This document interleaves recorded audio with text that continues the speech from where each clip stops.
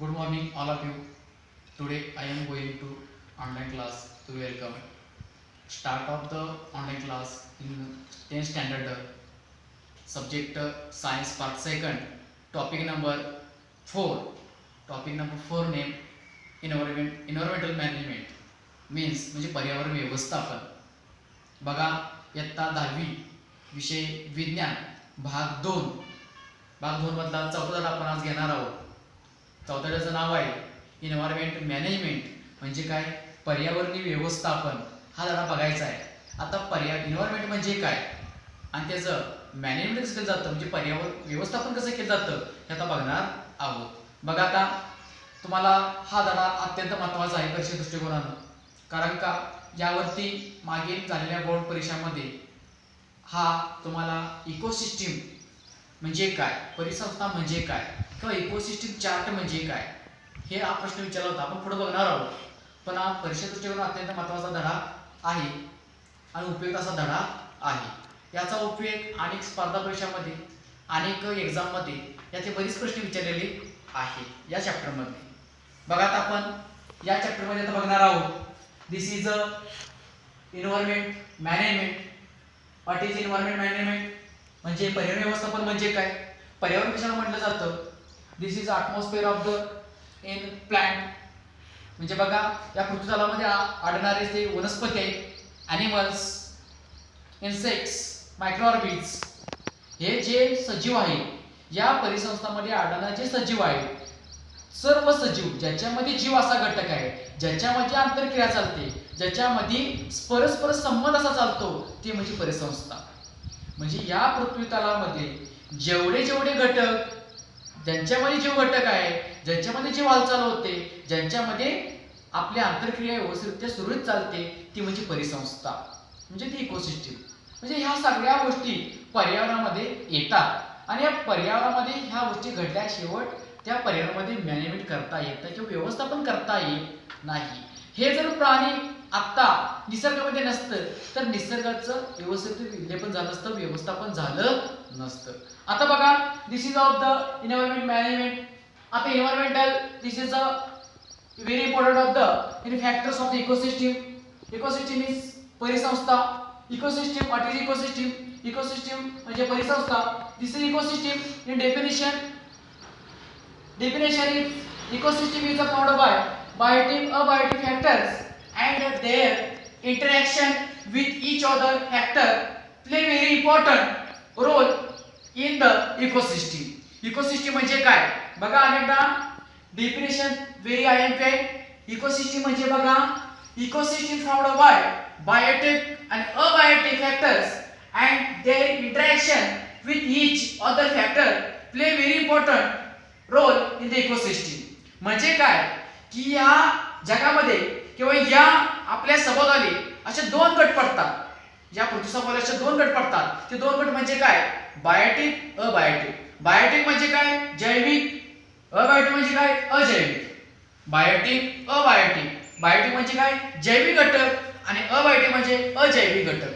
आपल्या सभोवताली ज्या वातावरणामध्ये या निसर्गामध्ये दोन गट पडतात, दोन फॅक्टर पडतात. दोन फॅक्टर म्हणजे होते बघा मी सांगितलं from the biotic and abiotic factors. म्हणजे काय आपल्या ह्या निसर्गामध्ये समुद्र असणाऱ्या घटकामध्ये दोन घटक पडतात. ते दोन घटक म्हणजे काय, बायोटिक, अबायोटिक. बायोटिक म्हणजे काय, जैविक घटक. अबायोटिक म्हणजे अजैविक घटक. या दोन घटकांचा परस्पर संबंध किंवा आंतरक्रिया चालते, याच घटकांना परिसंस्था असं म्हणतात किंवा इकोसिस्टीम असं म्हटलं जातं. यांच्यामध्ये चालणारी जी रोटेड आहे, यांच्यामध्ये चालणारी जी एक साखळी आहे, या साखळीलाच काय म्हटलं जातं, इकोसिस्टीम असं म्हटलं जातं किंवा परिसंस्था असं म्हटलं जातं. आता परिसंस्था म्हणजे याचा अर्थ काय, मी तुम्हाला एक्झाम्पल सांगतो. तुमचा जो वर्ग आहे 10वीचा वर्ग म्हणजे एक परिसंस्था झाली. मग तुम्ही एका गटात झाला म्हणजे 10वीची मुलं जी आहेत ती एका वर्गात तुमची मुलं झाली म्हणजे हे एक परिसंस्था झाली. म्हणजे निसर्गाचं समुद्र असू दे, नदी असू दे, ओढा असू दे, नाला असू दे, वनराय असू दे, ही म्हणजे काय झालं तुमचं एक प्लॅंट इकोसिस्टीम झाली. म्हणजे एका ठिकाणी एकाच प्रजातीची संख्या असते, एका ठिकाणी एकाच जातीची प्राणी असतात, एका ठिकाणी एकाच जातीची वेगवेगळ्या प्रकारचे मायक्रोऑर्गॅनिझम असतात. ही म्हणजे इकोसिस्टीम झाली. म्हणजे या निसर्गामध्ये प्रत्येकाला ठरवून दिलेलं असं काही विभाग आहे. त्या विभागाच काय म्हटलं जातं? इकोसिस्टीम असं म्हटलं जातं. इकोसिस्टीम म्हणजे परिसंस्था असं म्हटलं जातं. म्हणजे वसाहत असून दे, लोकांची वसाहत असून दे, प्राण्यांची वसाहत असून दे, म्हणजे ज्या ज्या ठिकाणी एकरूपता होईल, त्यांच्यामध्ये देवाणघेवाण होईल, अशा घटकाला इकोसिस्टीम असं म्हटलं जातं. मग त्यामध्ये कोण कोण येतं? Example deer, goats, sheep, cattle, म्हणजे जे जंगली प्राणी आहेत ते जंगली प्राणी किंवा त्याच्यामध्ये असणारे काय मायक्रो ऑर्गॅनिझम आहेत, बरोबर. This is a plus termites insect present. This is example deer, goats, sheep, cattle, horse. This is a biotic, abiotic, and this is ecosystem and converted two factors is carnivorous, herbivorous. Carnivorous means herbivorous means म्हणजे शाकाहारी, carnivorous means मांसाहारी. म्हणजे बघा त्यामध्ये पण विभाग आहेत, प्राण्यांच्या मध्ये पण असं विभाग आहेत की फक्त हे दोन घटक यांच्यात मेन दोन घटक आहेत, यांच्या पद्धतीने खाली विभाग झाल्या. मग त्यामध्ये प्राणी काय मांसाहारी आहेत, काय शाकाहारी आहेत. मग त्यांचं वर्गीकरण कसं केलं जातं? म्हणजे प्रायमरी, सेकंडरी, टर्शियरी, म्हणजे त्या प्राण्यांचं भक्षकमध्ये पण उच्च स्तर लेवल डिवाइड केलेलं आहे. म्हणजे प्राण्यांचं भक्षक आहे त्यांच्यामध्ये सकट वेगळापणा केलेला आहे. म्हणजे प्रायमरी असू दे, सेकंडरी, टर्शियरी, असं तिन्ही पण घटक वेगवेगळे केलेले आहेत. This is a ecosystem very important of the this chapter of the definition. The definition means ecosystem means परिसंस्था. इथं डेफिनेशन मी दिलेले आहे, हे डेफिनेशन तुम्ही वहीमध्ये लिहून काढायचं आहे. आणि तरी एक्झाम्पल मी खाली दिलेली आहे. इकोसिस्टम म्हणजे काय? आता बघा पुढे बघायला गेल्यानंतर यामध्ये असं पण आढळतं, this is the natural condition of the very important. म्हणजे आपल्याला बघा निसर्ग चांगला ठेवायचा म्हणला तर आपल्याला निसर्ग चांगला ठेवायचं म्हणलं तर मॅनेजमेंट केलं पाहिजे. This is a environment management. Environment management म्हणजे काय? पर्यावरण व्यवस्थापन. पर्यावरण व्यवस्थापन ठेवायचं म्हटलं तर काय केलं पाहिजे? मग मॅनेजमेंट कशाला म्हटलं जातं? एखाद्या गोष्टीची तडजोड करून व्यवस्थित प्लेस स्टोअर करणं म्हणजे रोटेट करणं, म्हणजे एखाद्या गोष्टीचं नियोजन करून ते रोटेट केलं जातं, याला मॅनेजमेंट म्हटलं जातं आपण ऑफिशियल भाषेत. पण निसर्गामध्ये रोटेट कसं करणार आहात तुम्ही? म्हणजे निसर्गामध्ये ह्या गोष्टी कसं साखळी पद्धतीने चालतील, मग असं काय केलं पाहिजे? तर याच्यासाठी काय केलं पाहिजे की माणसांच्या मध्ये जे पर्यावरण होणारा जो ऱ्हास आहे तो ऱ्हास कमी केला पाहिजे. दुसरी गोष्ट म्हणजे काय? प्राण्यांवरती अत्याचार होतो, त्या अत्याचार कमी केला पाहिजे. जे आपल्याला निसर्ग वाचवण्यासाठी ज्या गोष्टी फायद्याच्या आहेत त्या गोष्टी आपण इथं तंतोतंत पाळल्या पाहिजेत. त्याला काय नियम आहेत, काय अटी आहेत, यांचं काय तर रोटेट झालं पाहिजे. म्हणजे जे आपल्याला निसर्ग वाचवण्यासाठी ज्या गोष्टीची आवश्यकता आहे ती गोष्ट इथं आपल्याला पाळावी लागेल किंवा करावी लागेल. मग याच्यासाठी आपण बघा आता जे प्राण्याचे विविध प्रजाती आहेत यांचं अस्तित्व टिकवण्यासाठी वेगळ्या प्रोजेक्ट तयार करणं, वेगवेगळेच प्लांटेशन करणं, म्हणजे ॲनिमल जे वेगवेगळ्या प्लॅन्टची प्लांटेशन करणं, मायक्रो ऑर्बिटची निर्मिती करणं, म्हणजे वेगवेगळ्या फर्टिलायझरची निर्मिती करणं, वेगवेगळे इनऑर्गॅनिक, ऑर्गॅनिक यांची प्रगती करणं, म्हणजे या सगळ्याच गोष्टी बाबी लक्षात घेतल्या तर या एन्व्हायरमेंटमध्ये जे मॅनेजमेंट केलं जातं ते मॅनेजमेंट अशा गोष्टी आपल्याला कराव्या लागणार आहेत. मग आता मी डेफिनेशन सांगितले बघा. Ecosystem is found by biotic, abiotic factor very important of the play rotate in the ecosystem. म्हणजे जी जैविक, अजैविक जी घटक आहे हे यांचं कंटिन्यू साखळी चालली पाहिजे.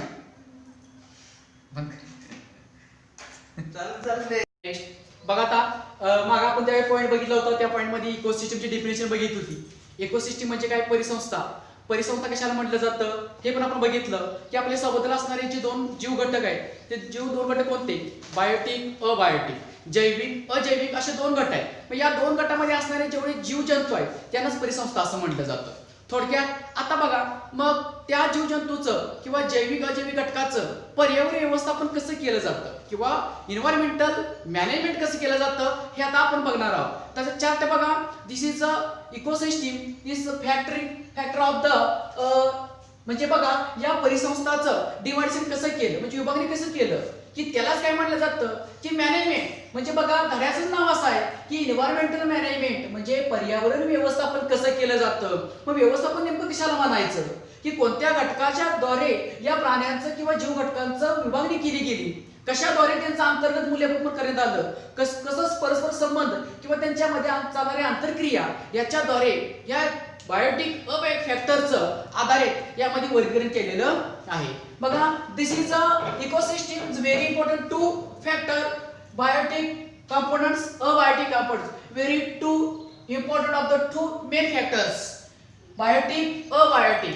म्हणजे बघा, इकोसिस्टमचे प्रमुख दोन पहिले प्रकार पडतात, ते म्हणजे बायोटिक, अबायोटिक.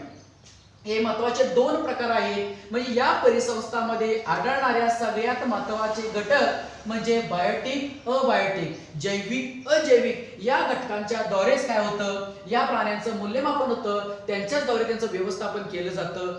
बघा आता, बायोटिक कंपोनंट्स, अबायोटिक कंपोनंट्स, पुन्हा त्यांचे प्रकार पडतात. म्हणजे एकमेकांच्या डिपेंडेंट अशी ती रोटेट प्ले स्टोर होतं. म्हणजे बघा काय कशा पद्धतीने त्यांची साखळी, ही चीन साखळी पुढे कंटिन्यू चालते हे आता बघायचं आहे. बघा आता, बायोटिक, अबायोटिक हे इकोसिस्टम मध्ये पूर्ण प्रमुख असे दोन घटक आहेत. हे दोन घटक आता सांगितलेले आहेत. आता बघा आता, बायोटिक, अबायोटिक, बायोटिक मध्ये कोणकोणते घटक येतात, अबायोटिक मध्ये कोणकोणते घटक येतात आता बघायचं आहे. This is the biotic components, two types dividation, chemical, physical. This is a biotic two component dividation, physical, chemical. This is a physical in substance, air, water, vapor, soil, sunlight, and chemical substance, fertilizer. म्हणजे बघा, abiotic म्हणजे अजैविक घटक. अजैविक घटकामध्ये पुन्हा दोन प्रकार पडतात, भौतिक व रासायनिक. पुन्हा भौतिक मध्ये काय कोणकोणते घटक येतात, भौतिक मध्ये येतात हवा, पाणी, बाष्प, माती, सूर्यप्रकाश. तसंच रासायनिक मध्ये काय येतं, खत, फर्टिलायझर म्हणजे खत. जी रासायनिक खत आहे, जी पूर्ण जी आपण म्हणजे असेंद्रिय घटकापासून तयार केलेले जे घटक आहेत, म्हणजे केमिकलच्या घटकांच्या पासून तयार केलेले जे पदार्थ आहेत, ते सर्वच फर्टिलायझर म्हणजे कीटकनाशके, खते यांच्यामध्ये येतात. बरोबर. त्यानंतर बघा, पुन्हा या केमिकलची दोन भाग पडलेले आहेत, इनऑर्गॅनिक, ऑर्गॅनिक. म्हणजे बघा, असेंद्रिय, सेंद्रिय. म्हणजे या रासायनिक केमिकलचे पुन्हा दोन गट पडलेले आहेत. ते दोन गट म्हणजे बघा, इनऑर्गॅनिक, ऑर्गॅनिक. इनऑर्गॅनिक म्हणजे काय, असेंद्रिय, ऑर्गॅनिक म्हणजे सेंद्रिय. ऑर्गॅनिक म्हणजे बघा, ऑर्गॅनिक मध्ये कोण कोण येतात, मग ऑर्गॅनिक मध्ये काय मूलद्रव्ये येतात, कोणती मूलद्रव्ये आहेत बघा, हायड्रोजन आहे, oxygen, nitrogen, calcium, other element. म्हणजे बघा, इनऑर्गॅनिक मध्ये मूलद्रव्ये येतात. मग ऑर्गॅनिक मध्ये कोणकोणते आहेत बघा, ऑर्गॅनिक मध्ये प्रोटीन्स, कार्बोहायड्रेट्स म्हणजे सेंद्रिय निसर्गापासून तयार केलेले जे ऑलरेडी निसर्गात तयार झालेले काही मूलद्रव्ये आहेत, ते मूलद्रव्ये म्हणजे ऑर्गॅनिक मध्ये येतात. आणि ज्या मूलद्रव्यांचा सेंद्रियचा वापर करून म्हणजे ऑर्गॅनिकचा वापर करून सेंद्रिय मूलद्रव्ये तयार केलेत, त्यांना इनऑर्गॅनिक असं म्हटलं जातं. इनऑर्गॅनिक मध्ये आपल्याला काय होतं, रिएक्शन येतात, ऑर्गॅनिक मध्ये रिएक्शन येत नाही. बरोबर का. म्हणजे बघा, इनऑर्गॅनिक म्हणजे हायड्रोजन, ऑक्सिजन, नायट्रोजन, हे कॅल्शियम. म्हणजे ह्याच्यामध्ये पण काय आहे की सेंद्रिय, असेंद्रिय असे दोन गट पडल्यानंतर त्याच्यामध्ये कोणकोणते घटक येतात, त्याच्यामध्ये मूलद्रव्ये येतात, याच्यामध्ये काही नैसर्गिक घटक येतात. म्हणजे ऑलरेडी सेंद्रिय घटक कोणकोणते आहेत, हे सेंद्रिय घटक आहेत, प्रोटीन्स, कार्बोहायड्रेट. मग सेंद्रिय घटक कोणते आहेत, हायड्रोजन, ऑक्सिजन, नायट्रोजन असे दोन घटक आहेत. हा चार्ट बघितला आपण अबायोटिकचा म्हणजे अजैविक घटकाचा आपण भाग बघितलेला आहे. आणि तर रिपीट करतो बघा, abiotic components is a two factor dividation, physical, chemical. And physical dividation is substance, air, water, vapor, soil, sunlight.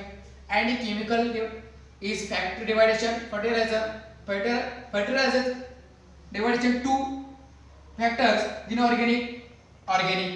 Inorganic, this is the contain hydrogen, oxygen, nitrogen, calcium. Organic contains proteins, carbohydrates. म्हणजे बघा, जैविक घटकाचं पुन्हा दोन प्रकार पडतात, अजैविक घटकाचं दोन प्रकार पडतात, भौतिक, रासायनिक. पुन्हा भौतिक मध्ये कोणकोणते पदार्थ येतात, हवा, पाणी, बाष्प, माती आणि सूर्यप्रकाश. तसं रासायनिक मध्ये कोणते पदार्थ येतात, खते, जे रासायनिक खते ते सगळेच.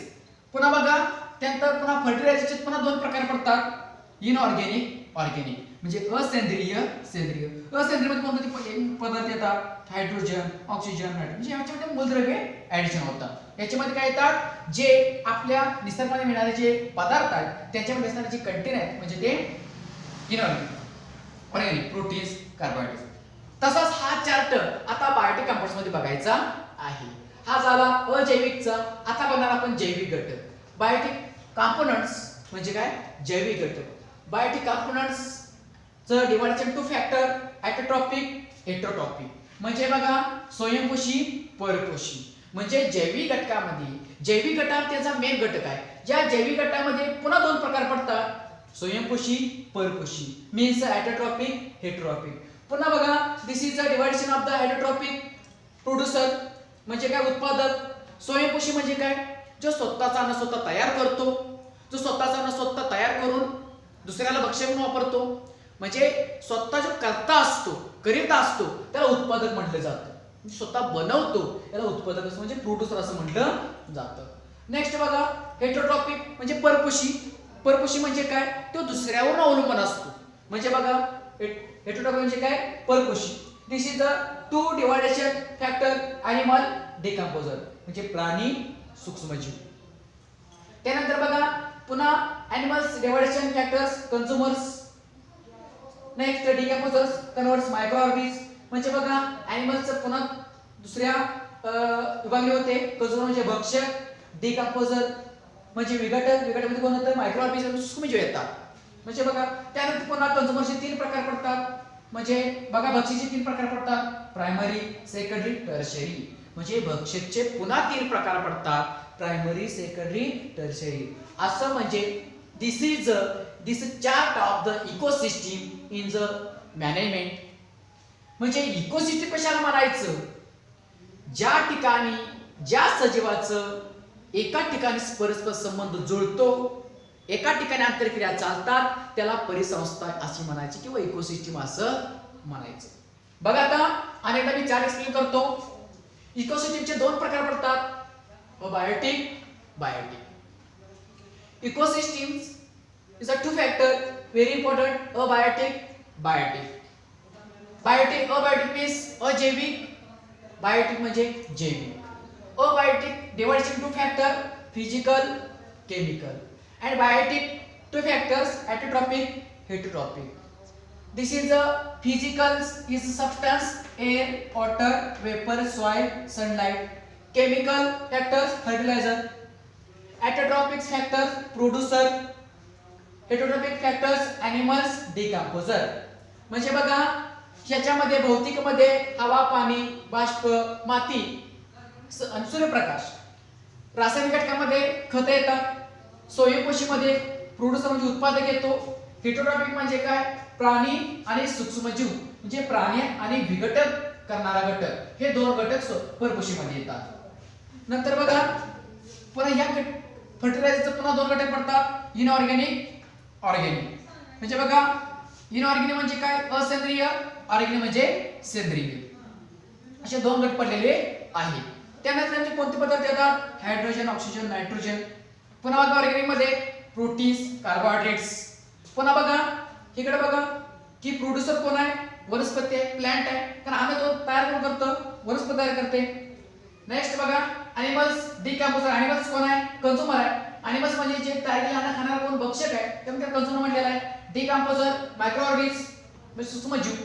नंतर बघा कंपोजरचे पुन्हा तीन प्रकार पडतात, primary, secondary, tertiary. This is a very important of the ecosystem in chart is environmental management. This is a chapter in is a factor character in explain detail in two contents about in factor dividation is substance, dividation is factor, addition is a contents. म्हणजे ज्या ज्या घटकामध्ये प्रत्येकाचं काहीतरी साम्य आहे. म्हणजे उदाहरणार्थ स्वयंपोषी म्हणजे स्वतःच्या अन्न तयार करतो कोण? वनस्पती. ही वनस्पती परिसंस्था वेगळी झाली. परपोषी दुसऱ्यावर डिपेंड आहे, त्याला परपोषी म्हणतात. म्हणजे तो दुसऱ्यावर डिपेंड आहे, म्हणजे त्याची परिसंस्था वेगळी. म्हणजे जैविक, अजैविक. जैविक मध्ये ज्या हालचाली होतात, जे घटक येतात, ज्याच्यामध्ये जीव आहे तो जैविक. अजैविक म्हणजे काय? ज्याच्यामध्ये निर्जीव पद्धतीने वागतात, निर्जीव पद्धतीने अवस्था असते, ती अजैविक. अशा पद्धतीने यांच्यामध्ये हे व्यवस्थापन असं केलं जातं आणि अशा पद्धतीनं यांच्यामध्ये वेगवेगळे आपल्याला काय कंडिशन आहे, काय कॅरेक्टर आहे याचे दिसून येतात. मग याच्यावर ठरवलं जातं त्याचे फिजिकल्स म्हणजे काय, त्याची कॅरेक्टर काय आहे किंवा त्याची अवस्था काय आहे, त्याचं लोकेशन काय आहे, या अशा पद्धतीनं या चार्टनं आपल्याला बघता येतो. व्हेरी इम्पॉर्टंट चार्ट आहे. तुम्ही तुमच्या वहीमध्ये छानपैकी हा चार्ट लिहून घ्यायचा आणि स्टडी करून पाठांतर करून ते तुम्ही ऑनलाईन क्लासला ते स्टडी चेक करण्यासाठी आपण हा चार्ट तुम्ही लिहून वहीतनं पाठवायचा आहे. इथं आपला एका पॉईंट संपलेला आहे. राहिलेला पॉईंट आपण नेक्स्ट क्लासला चालू करणार आहोत.